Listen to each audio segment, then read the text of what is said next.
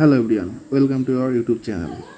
তো বন্ধুরা, এই যে অন্ধ্রা সুগার স্টকটি 29শে আগস্ট টেলিগ্রাম চ্যানেলে বলা হয়েছিল যে এই লেভেল থেকে, মানে এই যে 113 টাকা 50 পয়সা, এই লেভেল থেকে একটা মুভমেন্ট আসতে চলেছে। তো তোমাদেরকে আগে দেখিয়ে দিই যে ফ্রি টেলিগ্রাম চ্যানেল আমার, যেটি বুলিশবাবু বলে, সেটাতে দেওয়া হয়েছিল।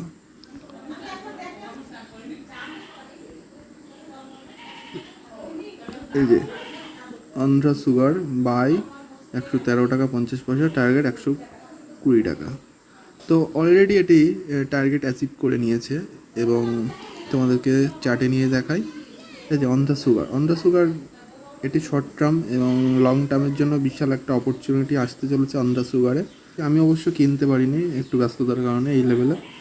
তো তোমাদের একটা ডিসক্লেমার দিয়ে দিই যে এই চ্যানেলে যে সমস্ত স্টক সাজেস্ট করা হয় বা ভিডিও বানানো হয় যে সমস্ত স্টকের ব্যাপারে, সেগুলো কিন্তু কখনোই রেকমেন্ডেশন করা হয় না।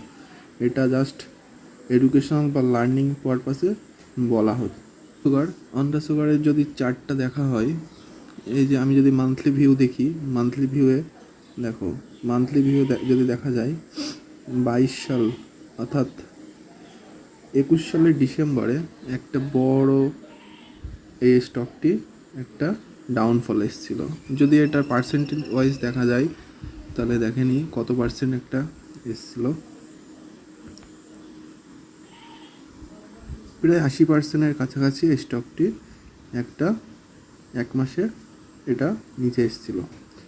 তো তারপর থেকে স্টকটি একটা বেস বানাতে থাকে।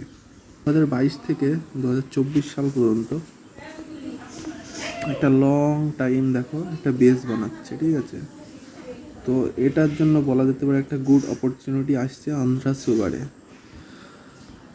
তো যদি দেখা যায় এটা লং টার্ম ভিউতে যদি কেউ দেখতে চাই, এই লেভেল অর্থাৎ